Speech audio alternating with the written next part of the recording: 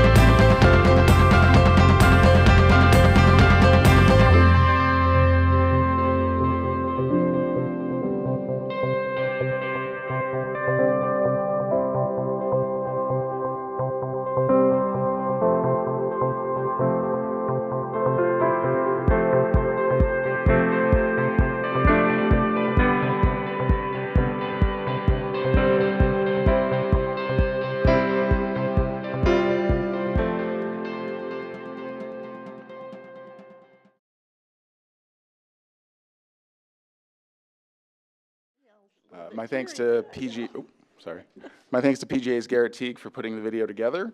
This video will be launched across the county's social media channels by the end of the day.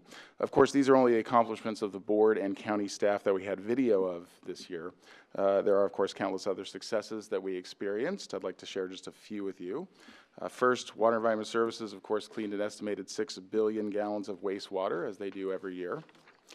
This year, our roads crews continued their impressive work as they paved over 20 miles of roadway in unincorporated areas around Canby, Molalla, and Oregon City, striped over 1,500 miles of yellow center line and white fog lines, and used 234 tons of asphalt to fill potholes. Our health centers implemented a new intake process to screen patients who may be at risk for suicide. That's a big stride in the world of primary care. The Economic Development Division created an international trade strategy. As of this past Tuesday, a Safe Place Family Justice Center had over 5,400 visits for services for the year. That's a 10% increase from last year, so we're helping more people. And also our Disaster Management Department, since upgrading its emergency messaging text notification system just 4 months ago, has already attracted 13,500 signups, which is nearly the same total number that they had for their previous program, which was around for about a decade. So that's great too. These are just some of the many accomplishments from 2018, another great year for the county. We look forward to next year, and with that, I'll answer any questions you have. Any questions, comments, Ken? Yes, can you send us the Yeah, links thanks. to the film itself as a separate link, Yes. if at all possible, and then, Yes. I can give you the link, and I can also give you the file, either one, or both. Yeah, both. I can do, okay. both, if you Great. would, please. Yep. Thank you. And then, of course, anybody that wants to see your whole presentation, including this last part, how would they get to that?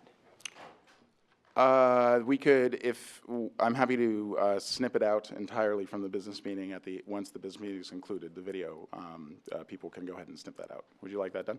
Yes, That's please. fine, okay. Thank you. Just want to make sure I heard that correctly. 234 tons of asphalt for potholes alone, is that what I heard? That's what I got. That's what, yes, That's significant. That's a lot of asphalt. yes, That's a lot of potholes. yes, Yeah. yep. Thank you. Great, Very much. thank you very much. I just wanted to, not to, discredit all the work we've done, but, oops, let me turn my mic on. Not to discredit all the work we've done, but we have a really big problem that we need to, I'd like to see 2019 create a really big a plan to resolve what is now reported as of yesterday, that Oregon is ranked #2 nationally highest rate of homelessness behind California. 95% of the homeless in Clackamas County are unsheltered, making it the second highest in the nation, percent-wise compared to other areas of similar size.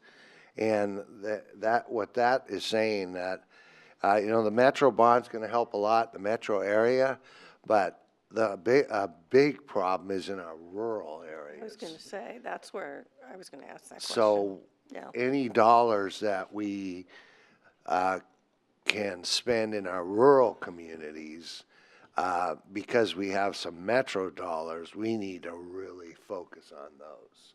I know people often don't think that, the one thing I learned in China that I thought was very valuable, and China's not always the greatest place if you read the report that came out yesterday about China, but there's no homelessness because no one would ever allow a member of the family to be homeless. They care about their family and they care about their friends and neighbors. I didn't see any homelessness in China at all. Of course, some of those are probably in prisons, retraining plants, but facilities. But we need to really make this one of our #1 priorities. And a lot of those are families with children, and a lot of them have jobs. And so I hope that we can really prioritize that next year. I know our goal is to provide, I forget what year that is, 2,000 units by such and such, 2022. But at the rate we're going, we're gonna need 4,000 units. So let's work hard on that next year. And Paul? Well, I really actually appreciate you bringing that up. It kind of gets to the core of, I think, maybe why some of us are in the position we are. And I can say that for me, that is so, in the sense that ran in 2010, I foresaw this getting worse. And I heard a news piece this morning that was pretty telling. It was interview with Mayor Wheeler and saying, yeah, we're adding all these new jobs, and we have a lot of new young people moving to the area for these jobs, which are more in the high-tech industry, but we have a lot of our lifelong residents in this area. I think that's the word. Could have been, it's not exact verbatim, but that they're going homeless. So the actual residents in this area are the people that are finding themselves on the street, and the people that are benefiting are the people that are moving here from out of state, getting these jobs.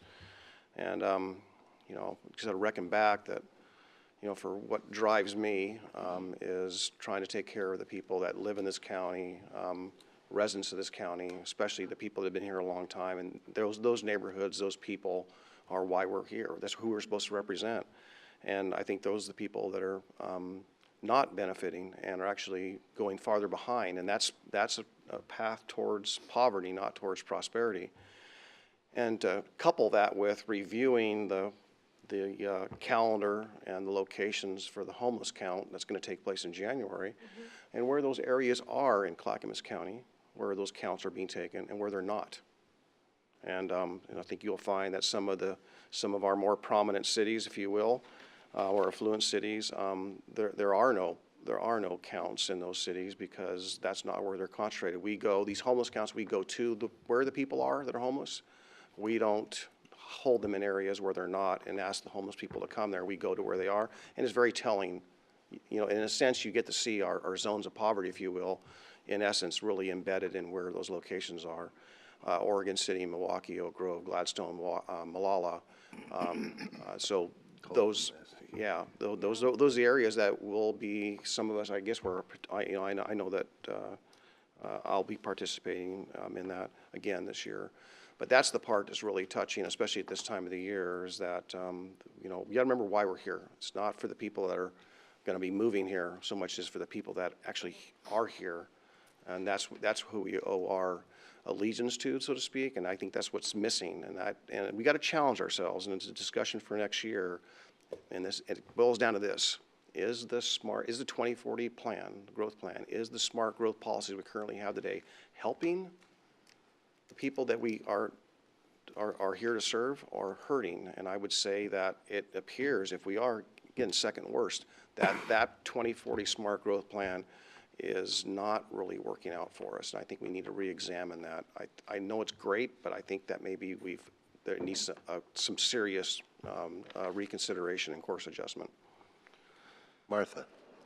Yeah, I want to thank you for bringing this up, because when you mentioned that, and it didn't really surprise me, and one of the reasons it didn't surprise me is because we're urban and rural, so we have concentrated pockets in our urban areas, which are, relatively speaking, easily identified. But it's in the, out in the rural areas. I mean, we have the mountain, we have rural communities. There are people still out there camping and living in the woods. We've got a lot of acreage. It's kind of, how do we cope with that? I do think, I agree, I think it should be our #1 priority, but I did also want to mention that at the Association of Oregon Counties level, because I'm going to be in leadership this year as their president, we have made this our top priority as well, and not just for our county, because I love my county and I love living here and I love the constituents here, but it's a statewide problem. And if we have the highest rate, we should be leading the way. And so I'm hoping that the policies that we implement here in our county can be utilized. And also I want to mention that the rural component is very, very serious and real. We have a number of our counties that are slipping into dire poverty because of an economy that never recovered. And that is driving a lot of the conversations about forestry practices, for example. What does that mean? How do we let people have a livelihood with that? So it's a Clackamas County issue. It's going to be a state issue. I really think we're going to address it much more effectively at the county level, county and city level, and potentially the state level. I'm a little worried about the federal level, but let's hope they move ahead with good policies, or at least get us some dollars to help serve our constituents. So thanks for bringing up that data, and that does surprise me. I was recently in an area that you would call affluent, and the homelessness homeless people were everywhere. And I think Ken, that's you. I think that Ken will tell you that the minimum wage nowadays does not pay the rent. And a lot of these people have jobs, Yeah, but not enough. But at the same time, we're talking about, you know, when I bought my first home, was $18,300, and it was a former rental home. Now, $18,300, you can't buy a camper to live in for that. You know, we have children today. They'll be lucky if they can ever buy a home at the rate we're going. And part of the problem is that we, you know, when we talk about NIMBYism, protecting your neighborhood or your community, which means fewer housing, less density, there's a real challenge there. How do you meet the needs of the youth that are coming, and how do you, at the same time, preserve what is of value to the community? So that's a problem we have to work on. But Paul. Yeah, I just want to go back to, you know, I think, again, it's very true, even a surprise to me on how many, the homeless issue from the very beginning, my 8-year tenure here, that learning that there is a substantial amount in the rural areas, but that homeless calendar and map, that's primarily substantially urban. And you'll probably hear from others here early in the year about some of the density counts and where the concentration is. But I would say that, again, the Oregon City, Milwaukee, Oak Grove, Jennings Lodge, Gladstone area, we have plenty of everything. Mm-hmm. We have plenty of homeless. We have plenty of density. And actually, the highest density areas in Clackamas County is Gladstone, Jennings Lodge, Oak Grove, and Milwaukee, and in that order, by the way. So, you know, it's not the answer. By any means, but I think a better distribution, if you will, of this affordable housing and new housing starts need to be in the areas other than those areas where they have a substantial concentration today. Mm-hmm. Ken. Yeah, I just think it needs to be pointed out, and by the way, I want to thank you for what you talked about what we actually accomplished in 2018. So it's a little bit of a Debbie Downer, I suppose, in some respects. But this really was about what you've managed, or we have all managed to accomplish. But in getting on to this particular subject, government can only, and I find it a little ironic as an old school Democrat to be talking like this, but government can only do so much to solve this problem. And much of what we'll do is a temporary solution. The real solution to this problem is people having a living wage in the work that they do. And at this point in time, for many people, that is not the case. The other part of it, we talk about people coming into this state from other areas and getting very good jobs. They're coming here with a great deal of education and training, and that's why they're getting those jobs. We have one of the shortest school years in the country and some of the most crowded classrooms in the country. And until we address issues such as that, and the basic wage structure that we're dealing with as a nation, we will continue to have these kinds of poverty issues, and we will only be able to put Band-Aids on it. So the fundamental issue is we're going to have to invest in smaller classroom sizes and better education, and we're going to have to get wages up to a living wage, as Teddy Roosevelt said 120 years ago. And until we do that, we will continue to have this kind of poverty. So this is what we can do now is a short-term solution for some people, but long-term we have to address the structural issues that have not yet been addressed, and those are national issues. They are not just Oregon or Clackamas County issues. Yeah, and we are, just so you know, we are doing a housing needs assessment, which I think will inform us a lot about what we need to do to resolve or to help resolve this problem. Yeah, just one last stat so people out there kind of understand. The number one reason, top by far percentage-wise, by bar none, number one reason that people are homeless isn't the minimum wage so much as it is the rapid increase in the cost of housing. That is the anomaly. That's the anomaly. And next year, when Metro meets and MPAC meets, Martha will be the chair of MPAC. I'll be speaking to that issue under public comment. And I did it the year before when I raised this issue, and the year before when I raised this issue, and I will be doing it again next year as well. All right. Well, again, thank you very much. Thank you. Love to have one of those buttons, by the way. Yeah. Love to have one of those. All right. So with that, we'll move on to our citizen communication. Kathy Farrell and Les Poole, please join us at the dais.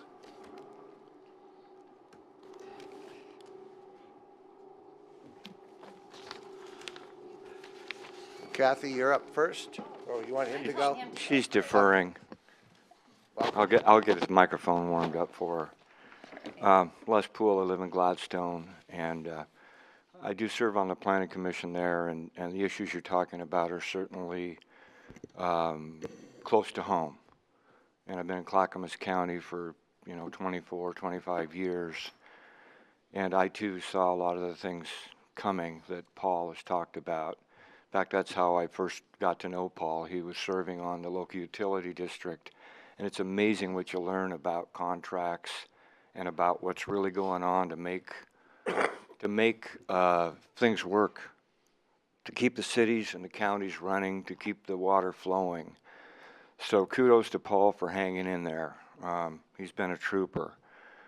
On a light note, last night I started going through my files. I'm getting ready for the new year, and I started cleaning my office, and as I was going through it, I suddenly realized that I was actually in my bedroom.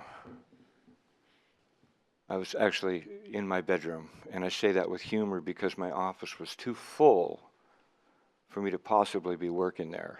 So my big goal is to get it organized, because come January, I've got a lot of signature gathering to do.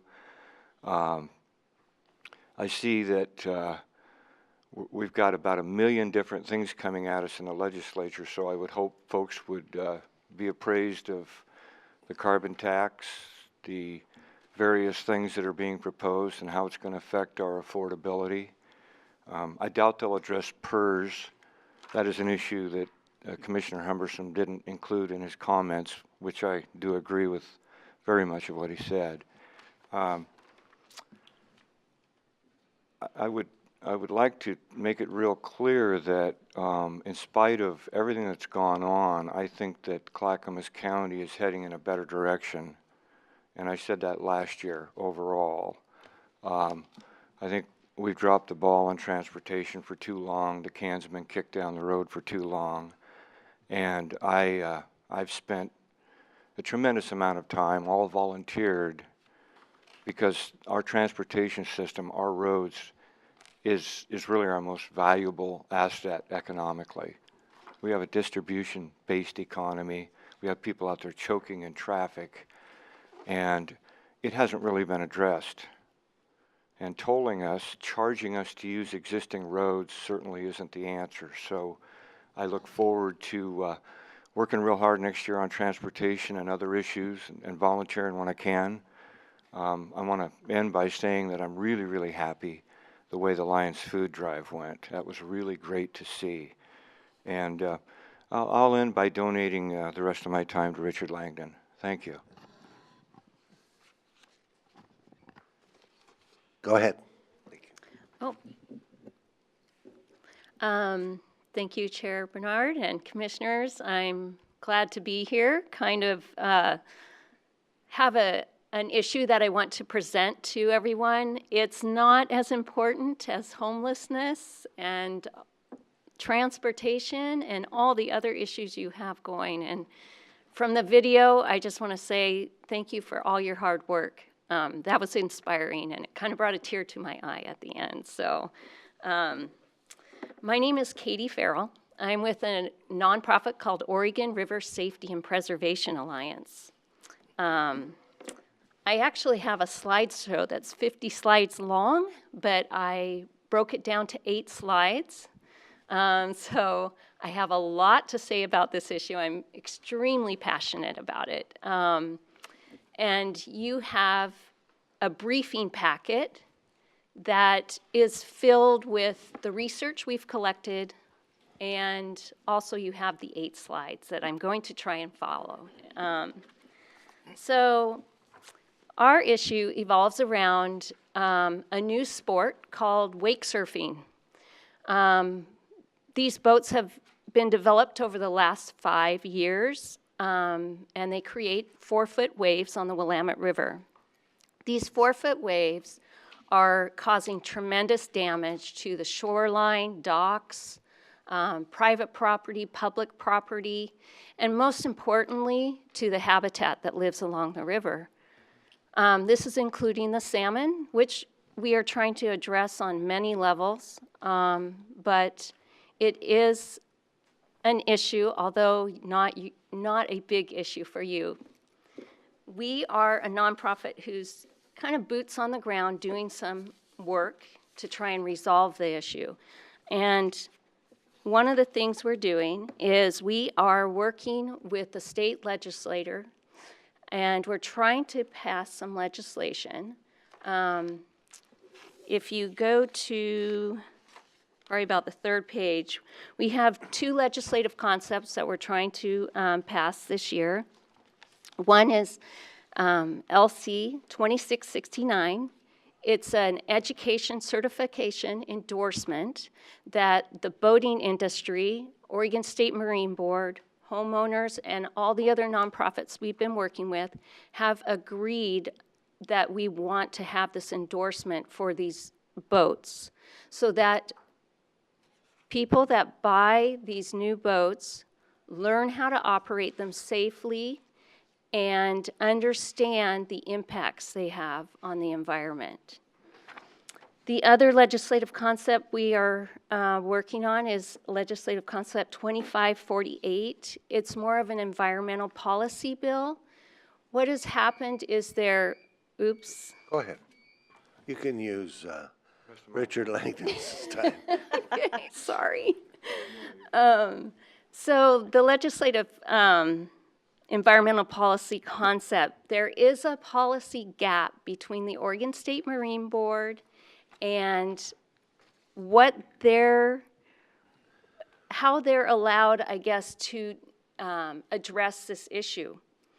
If we've talked to them probably about the last 10 years about erosion and damage, but over the last 5 years since it's gotten so bad, they have decided that they cannot address this issue because there's nowhere in any policy that says they should. So we're trying to pass a piece of legislation that will tie the Oregon State Marine Board, Department of State Lands, and have everyone on the same page about the greenway and how to preserve it. At this point, again, the Oregon State Marine Board doesn't have any authority to make any decisions on erosion issues. So we're hoping that Clackamas County will support us in these efforts. We believe that they will help Clackamas County in many, many ways.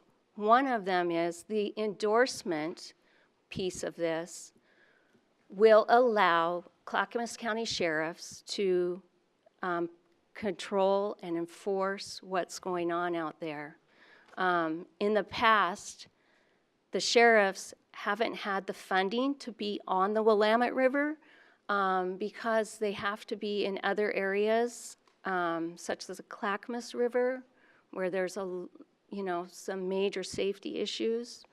But with this piece of legislation, it gives the Clackamas County sheriffs more guidance on how to address this boating traffic, the congestion, the safety issues, and be able to ticket and fine drivers or boaters that are out of these zones that we're establishing. Well, thank you for your presentation. I'm 100% in support. This has been an issue for a long time. I know Bill Kennemer had concerns about this a long time ago. Some of you guys have actually been out. Yeah, I've been Yeah. out. Yeah. And seen it in action. So any way we can help, Okay. we'll help. So with that, I have arranged a meeting with the Soil Water Conservation District Sure. on January 16th, and we're asking that the commissioners attend that meeting. It's a Wednesday. I don't have the time yet, and I will make sure the time works for everyone here. What day is and the 16th? It's a Wednesday. Wednesday, which is Yeah, that usually a might better day for Okay. us, yeah. But we'll definitely, pardon? It's an evening meeting? No, it was going to be in the daytime. Yeah, we have a land use hearing, but I'm not sure what that is. Just check our calendaring. We'll check. Okay. Basically, in the afternoon In the afternoon is good? Yeah. would Okay. probably be good. Because then we can give you a complete briefing, and you do have documents there that show the research we've done. If you can take a look at that. We're trying to base everything on scientific evidence so that this isn't a contentious ordeal as it has been in the past. So, All right. Ken. anyways, One is get the time and date done as quickly as possible because our calendars fill up like you would Okay. not believe. I'll get it done So- today.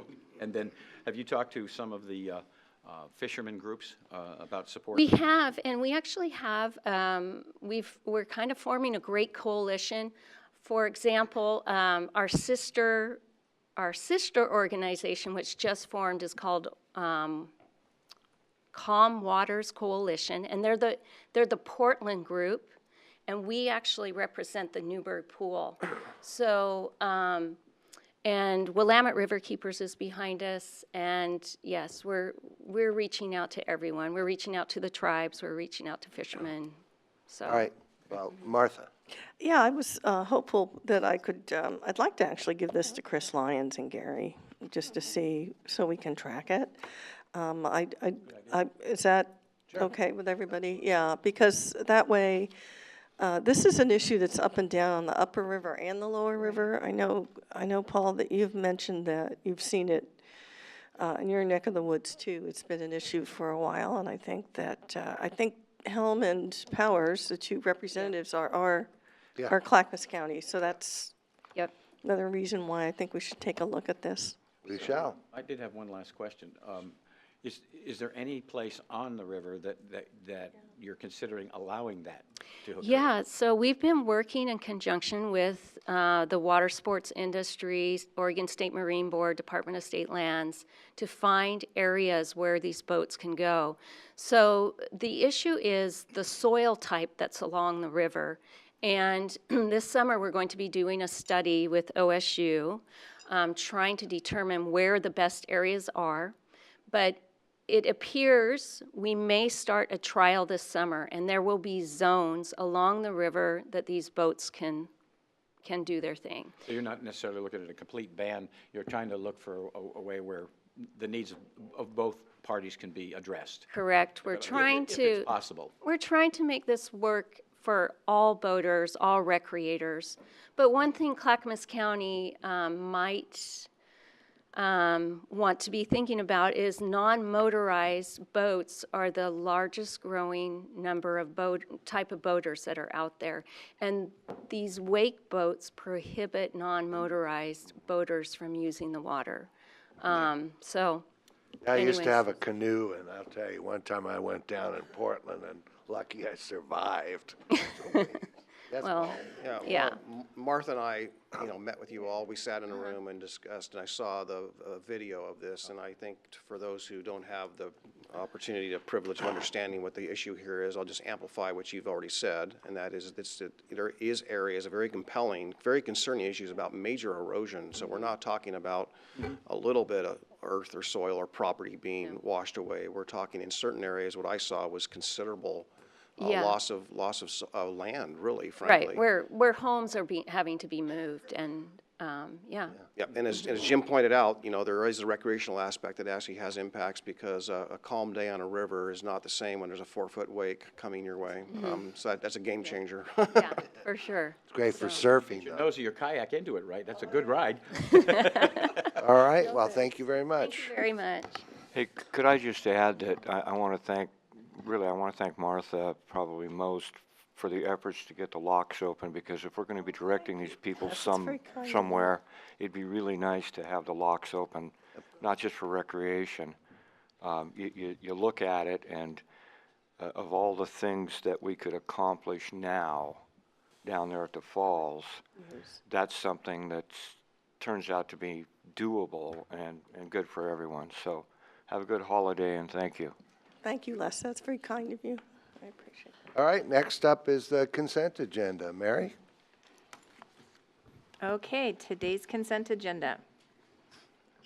Under Health, Housing, and Human Services, approval of a professional, technical, and consultant contract with Alfred J. Soto, MD, to serve as Medical Director for the Behavioral Health Division. Approval of a home loan agreement with River Glen Renewal Associates to rehabilitate the River Glen Apartments in Gladstone. Approval of a subrecipient grant agreement with Northwest Family Services for youth marijuana and substance abuse prevention efforts in North Clackamas. Approval of a subrecipient grant agreement with Toto Hutos for youth substance abuse prevention. Under the Department of Transportation and Development, approval of Amendment Number 1 to the intergovernmental agreement with the City of Milwaukee for work related to the Monroe Street Design Plan, and authorization to purchase one 500X high dump sweeper from Timko, Inc., delivered by Pac West Machinery for the Transportation Maintenance Division. Under our Finance Department, approval of a contract with House Construction for the county campus parking lot repair project. Under Elected Officials, approval of previous business meeting minutes. Under Administration, approval of a contract with Athen Group for the community outreach and engagement of the Equity Pilot Area Project. Under Technology Services, approval of ORMAP Intergovernmental Agreement, Contract Number 373918, with Oregon Department of Revenue for digital GIS tax lot conversion. Approval of Telecommunication Service Contract with Atos IT Solutions and Services for voice communication services. Under North Clackamas Parks and Recreation District, approval of Addendum Number 2 to the development agreement between North Clackamas Parks and Recreation District and Hidden Falls Development, and approval of a personal professional services contract between North Clackamas Parks and Recreation District and Cascadia Northwest officials for basketball officials. And that concludes the last consent agenda of 2018. Does anyone have any item they'd wish to pull or remove for the last consent agenda this year? I don't, but I have a question.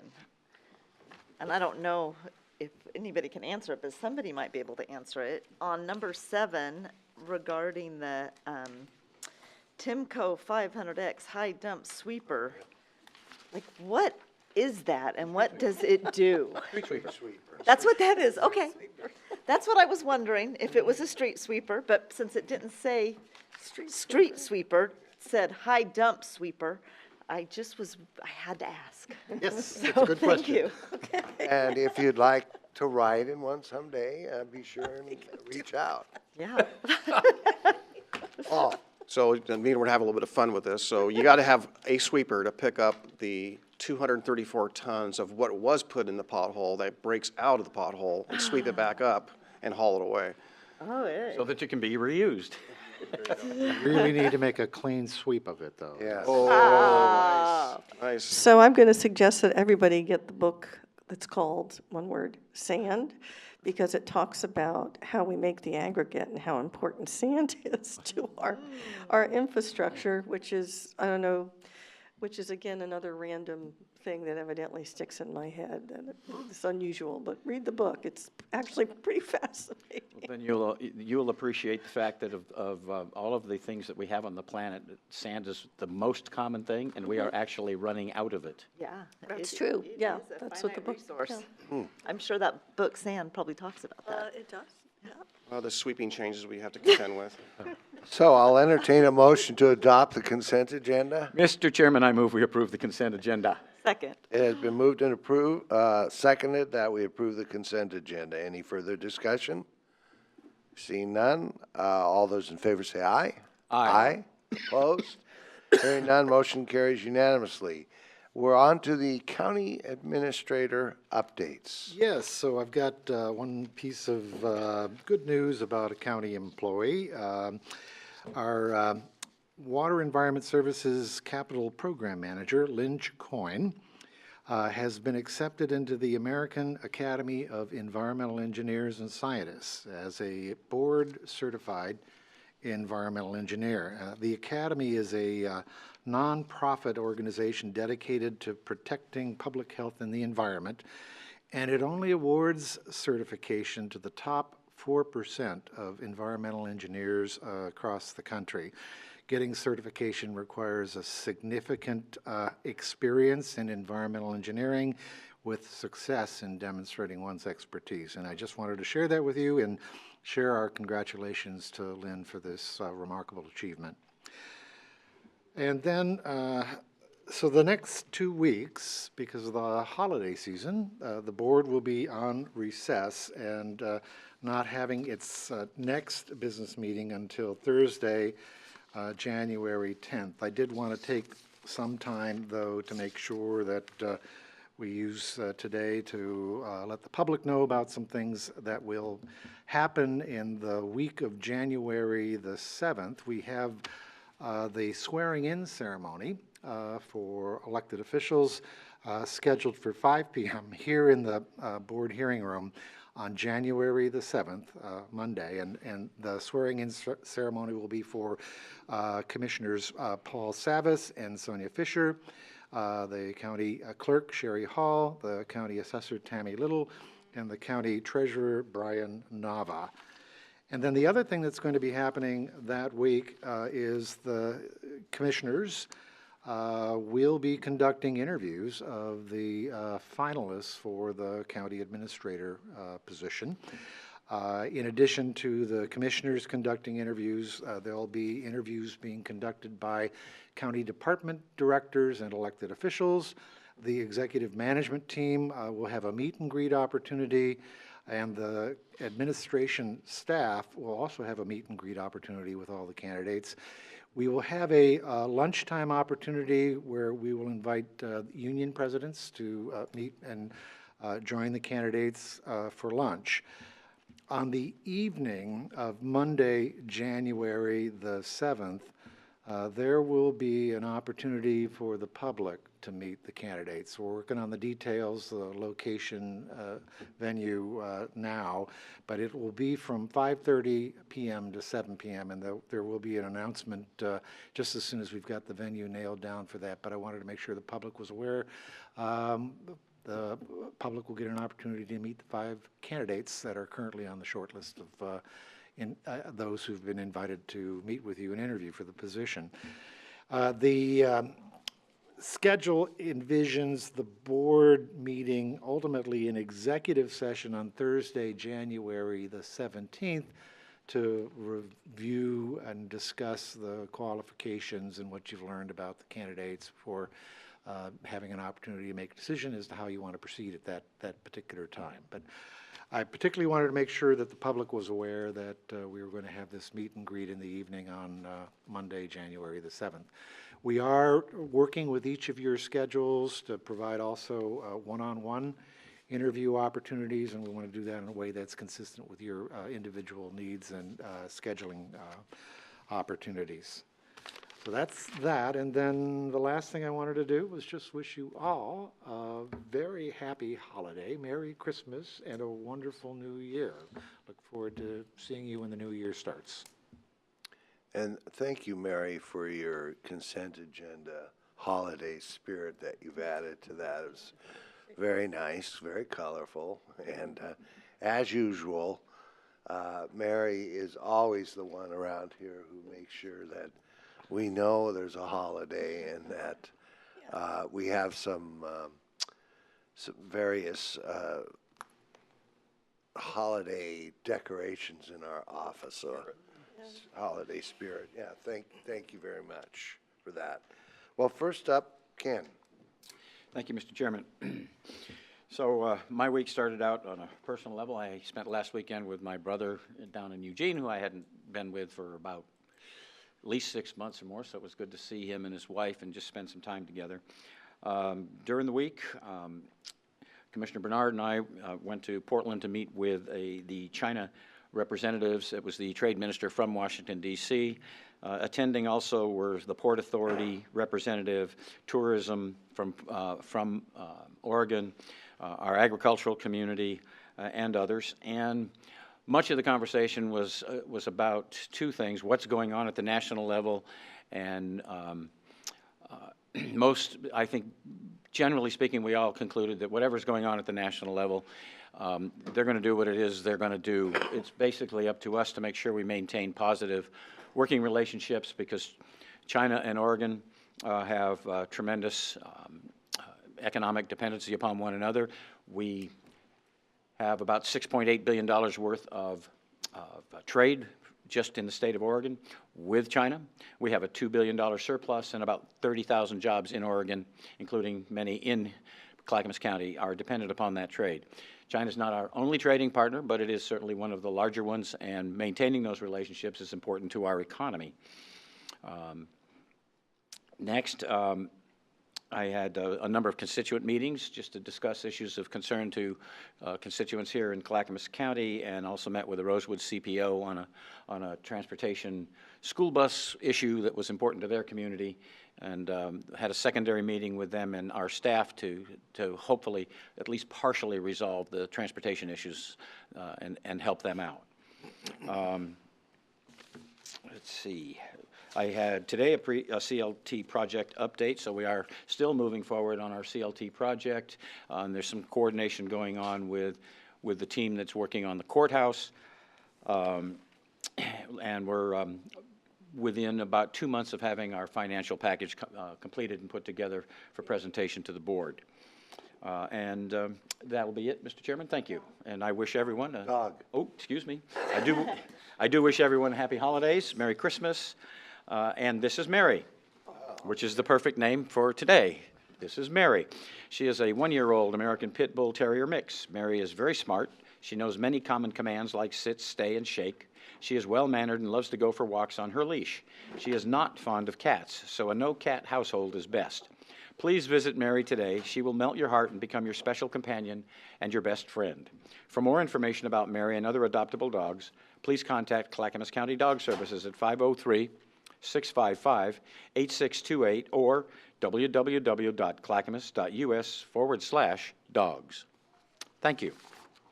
Thank you. And Commissioner Schrader. Yeah, well, I've been kind of busy, and I want to thank my colleagues for, giving me the opportunities I have to kind of expand my portfolio a little bit. I spent time up in Spokane, where I met with all the association presidents from Idaho, Montana, Washington State. I went with Mike Eliason, who is our interim executive director of the Association of Oregon Counties. And what it really was a conversation about common Western, issues that we were all facing. So we talked about forestry, we talked about courthouses. We really, I think, built relationships, and Mike Eliason is new. He's was our legislative director. Now he's wearing both hats as legislative director for our association, as well as the as the executive director. And I was very glad to see that he connected particularly with the Montana executive director and the Washington State executive director to get some mentoring. So as we professionalize and move forward with the association. So that was a good meeting. Had an opportunity to attend the large urban county caucus down in San Diego, where basically we talked about public health issues. In particular, we were briefed on, from the Carolinas when they had an Ebola outbreak, what that meant for their public health system and how they managed that, that whole public, which was quite serious. People had died. And then we really had a tour of one of the centers in San Diego. It's just fantastic. I know that Don's very familiar with San Diego, where they really do a one-stop shop with all their social service delivery systems, everything from veterans to women and children, WIC, TANF, you name it. If it's there to serve the public, they have beautiful buildings. They actually have renovated buildings. They make them very attractive buildings to be in, and it really actually gets the numbers up of people that can access services, and that was actually one of the better tours. It wasn't sunny San Diego, I might add, however. It actually poured for 2 days, and it was interesting to see the flooding in the streets. So even San Diego gets winter weather. But it was a really good experience, and I was voted to be on the board of the National Association of Counties at that meeting. So we're getting a lot of traction with Clackamas County at the state level and the national level. But the only reason I can do this is because I have colleagues that make sure that they see this as an important piece for Clackamas County, not just to serve. We are serving, our main focus is to serve our own population, our own constituents, our own citizens, but to allow us, because we do a good job, to get those models out to people. And I hope that our citizens are proud of that our county is like moving ahead, really being a leadership at state and national levels, and framing how services and delivery systems work around the state. So I'm proud to live in Clackamas County. I still think one of us needs to be a member of the Rural Action Caucus, because we have rural and urban in our county, and we can go both ways. That's another reason why we are unique, and people look to us to see how to make things happen for citizens, because we know both worlds, which is kind of interesting. Yeah, so that's kind of been my week, and I'm glad that we, the other piece is that I did talk to the folks about the Willamette River 2017 and 2018, and Katie Farrell, and suggested that she come here. She said, how do I do this? Do I do a work session? I said, well, no, you can't do that. I said, the best thing for you to do is to come during citizen communication. When you have it here, it gets taped. And I said, and thank you very much, Chair, because basically he said that if she went over 3 minutes, the chances are there wouldn't be too much of an issue, that we're pretty good about that. But this is an issue that both Commissioner Savas and I have been made aware of, and I think it's an important one, particularly because of the locks and everything that's happening around the river. This is a significant piece of that. So I'm glad we can maybe help out with those policies. Okay, with that, word of the week. No surprises here. Oh, wow. Ooh, Mary, thank you.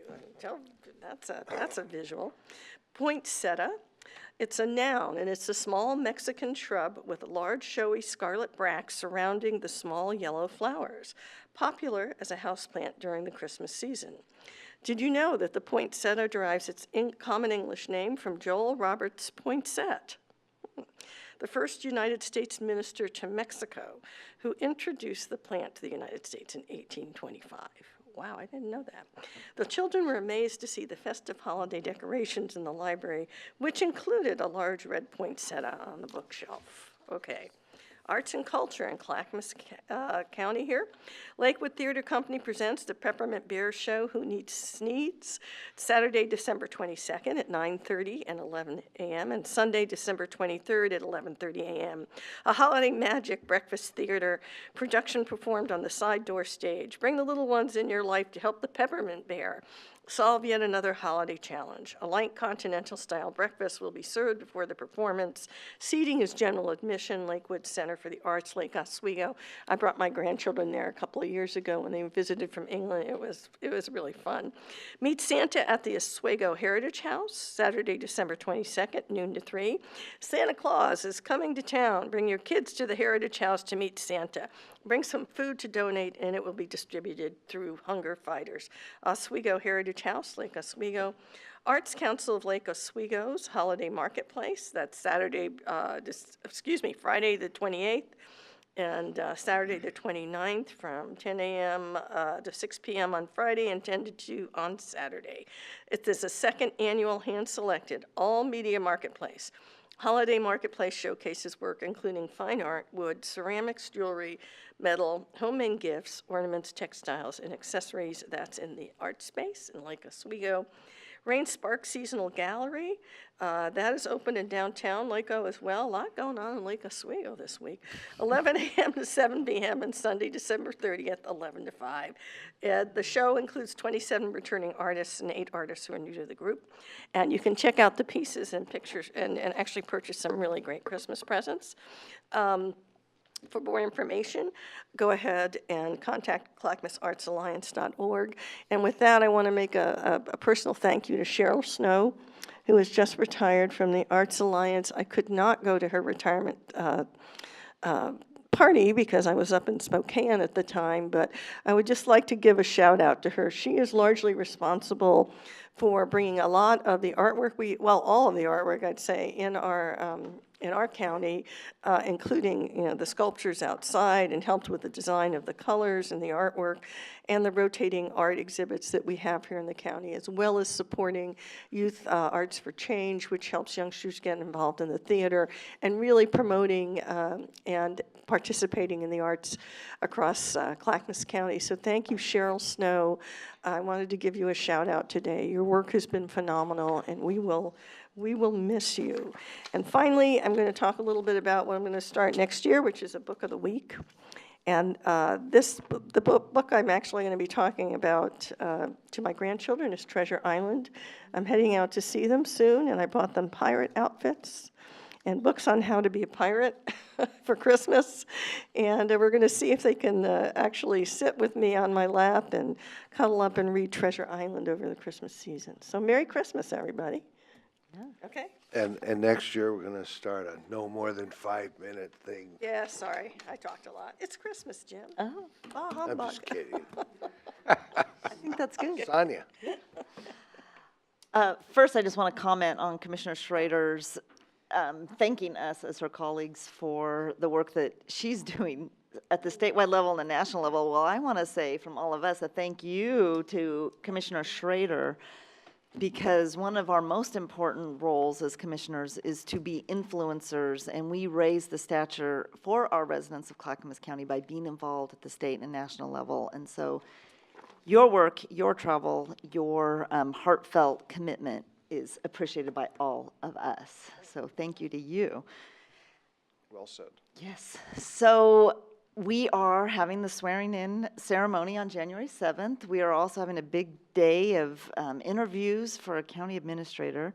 This is a time where we reflect on what's worked well and where we want to move into the future. I really appreciated Dylan's presentation. I so appreciate the good governance here in Clackamas County. I remember back when I was seeking the position, I sat with Dawn, having lunch and asking lots of questions and feeling so good about the fiscal management of the county and Performance Clackamas, which is really our benchmark for how we proceed. I am so thankful that each of us work together on a strategic plan which creates the framework of where our priorities are. I so appreciated Gary Schmidt from Government Affairs coming with our legislative agenda, which is so tied to our strategic initiatives and priorities. We practice good government in Clackamas County, and that makes me so proud to be a commissioner in this county. I can't take credit for all of it. I've just been doing this for a little less than 2 years, but I can sure lean into it and catapult from that to do the important work that we've all discussed today, which our main priority is really focusing on those that have not come along with our economic recovery, those that have been left behind, and how do we as a government facilitate and promote what will be best for our whole community. We did a lot of talking about that and listening to my colleagues. The one piece that is just forever in my mind is, wow, we are changing so fast as a society with technology. I was at the coffee shop this morning I spilled a little bit of my coffee as I was paying for it, and the barista says, oh, don't worry about it, that's job security for me. And I thought, oh, that's right, you can't say, hey, Alexa, can you clean up that little bit of coffee that spilled? But we are moving into a society where we have transitioned to Alexa now. We say, Alexa, turn off standing lamp 1. Alexa, turn off standing lamp 2. My son comes home. He's home for the holidays yesterday. He says, oh, Mom, no. You can say to Alexa, Alexa, good night. And everything in the house goes out. And I went, oh, my gosh, where are we going? How are we changing? We're moving so fast. So as Commissioner Humberston talks about the importance of education and educating our workforce, and we talk about the people moving here, we have to think about what is our vision. We are the leaders of our local government. What is our vision? What can we do effectively? Where can we influence? And we have a lot of areas that we need to influence.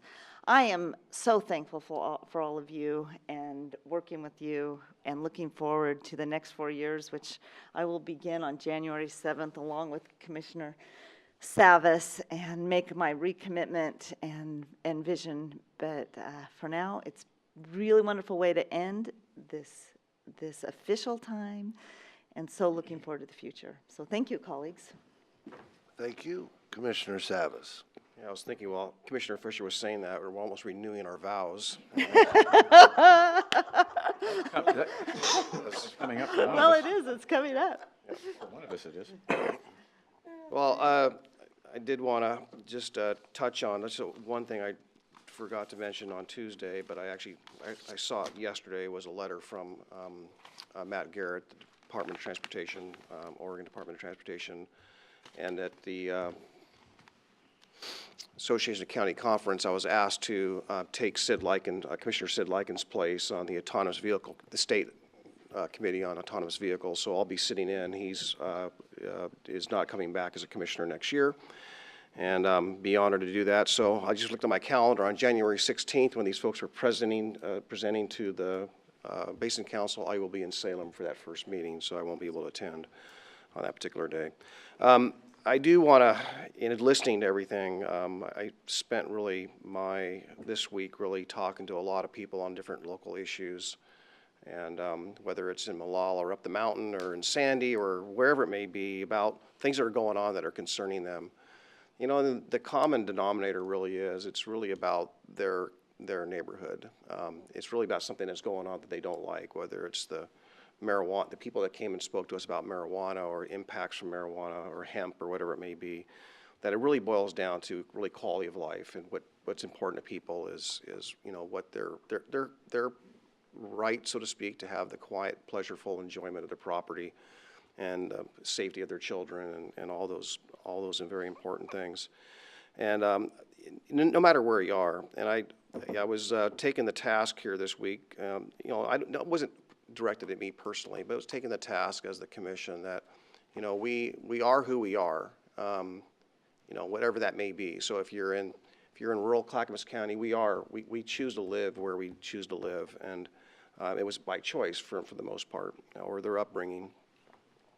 And so when people say it's some key triggers for them that kind of make them, and that's what I was taking a task of particularly, was the words like NIMBYism, or if you don't like it, incorporate, are things that are not received very well. It's almost somewhat of an insult to those folks. I mean, we have to remember who we are as a county, and when we ran for this position, that we ran for that position knowing where the county is, you know, that we have these incorporated cities and we have this large unincorporated area, and then which includes rural areas and suburban areas and more urbanized areas, and then we are who we are. But it really boils down to is that people value where they live, people value what Clackamas County is all about, and as to Commissioner Fisher's point about change, yeah, there are a lot of changes. I think it's our job to make sure they're as positive as possible, and it's not change where we're actually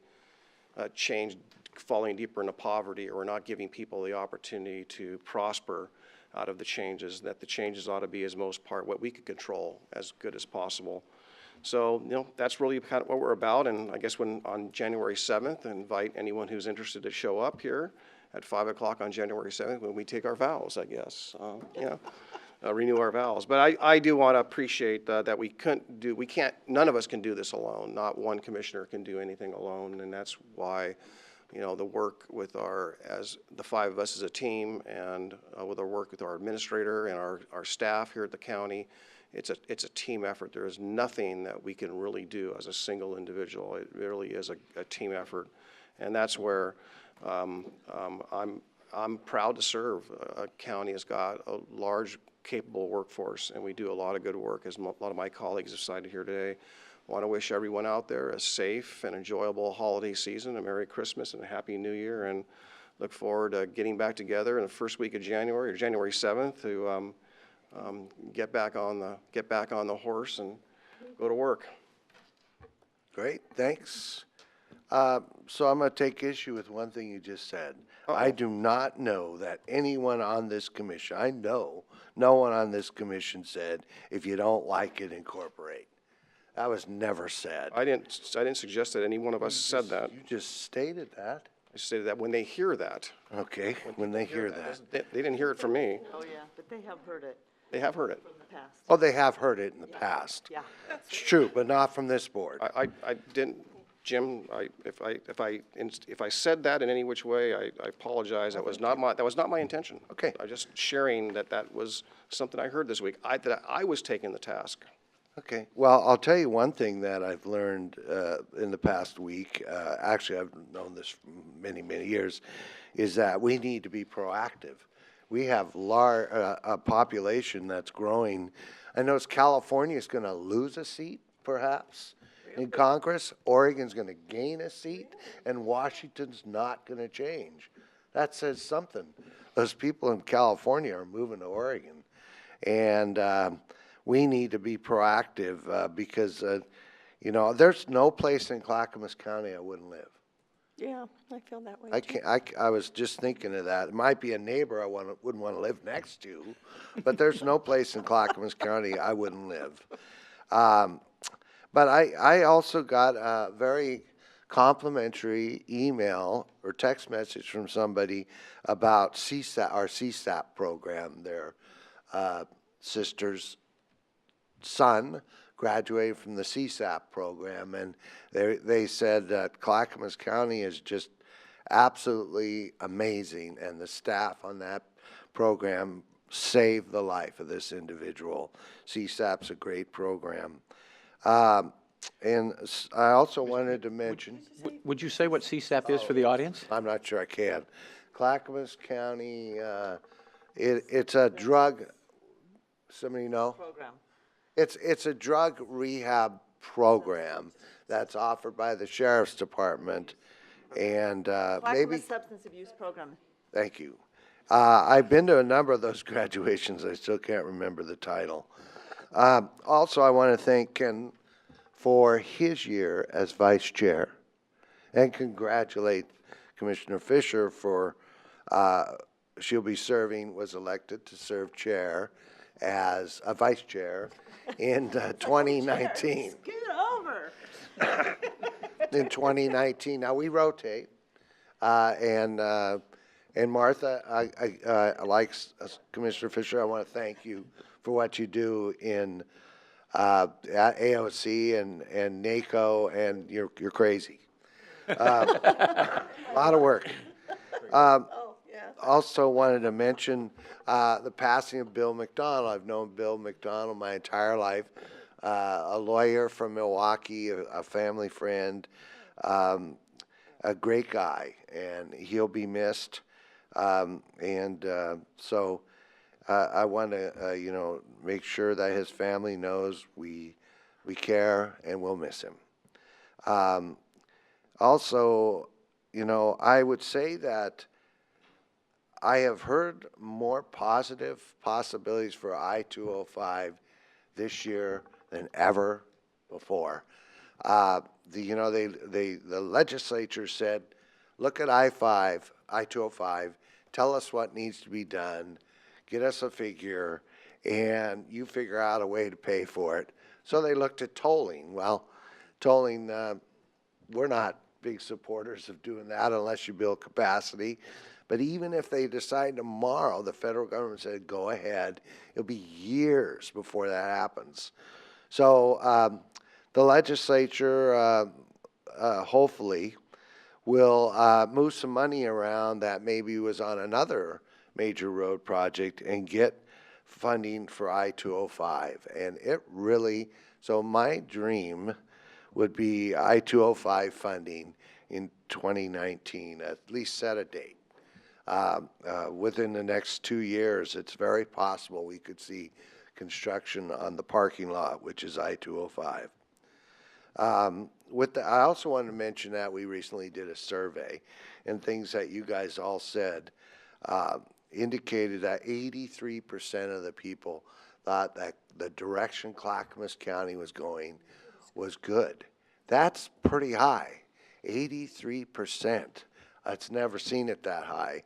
And we do an annual survey. This was not that survey, but I want to congratulate all you guys for achieving 83% satisfaction. That's pretty good. I'd like to see that. Yeah. That study. Oh, yeah, you will. They took it away from us, but I called and checked. But anyway, happy holidays for 2019, and happy holidays 2018, and look forward to many new accomplishments in 2019. I-205 funding, some way to address homelessness. And by the way, we have opened lots of shelter space. 189 beds at the moment. 189 beds. Last year, we had 400, and it was not utilized during the coldest time of year. So we have definitely made a great effort, and I want to thank those nonprofits and religious groups that have opened some of those facilities up. So stay warm and happy holidays. With that, we're adjourned.